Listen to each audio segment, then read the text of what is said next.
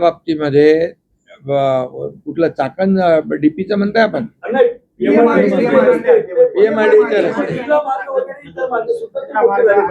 पीएमआरडीएचे रस्ते जे आहेत तेही आपल्याला रुंद करावे लागतील. जसं MIDC ला आपण करतोय तसं PMRD ला देखील या ठिकाणी मी मगाशी म्हणालो ना, हे सगळं इंटिग्रेटेड आपल्याला नेटवर्क करायला लागेल.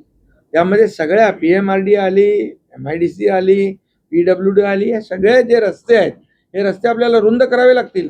चाकलमध्ये जशी MIDC आहे, उद्योग आहेत, तसं PMRD पण आहेत ना. त्यामुळे आपल्याला ते करावं लागेल, ते करणार आहोत.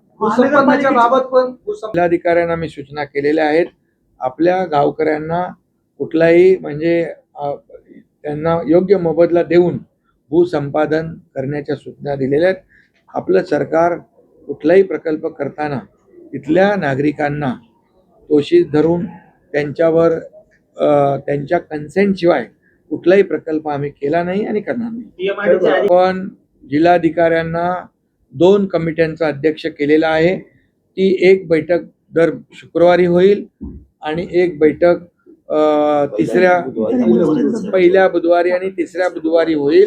त्यामुळे जे जे प्रश्न आहेत ते त्यावेळेस PMRDचे असले किंवा MIDCचे असले कुठलेही असले तर त्या नागरिकांनी जिल्हाधिकाऱ्यांसमोर मांडल्यानंतर त्या ठिकाणी तिथल्या तिथे त्यांना निर्णय मिळेल. योजकांच्या बरोबरच आम्ही बोललो, तेच तुम्हाला स्वतः येऊन सांगणार आहेत की आम्ही कुणीही चाकण सोडून इतर बाहेर जाणार नाही.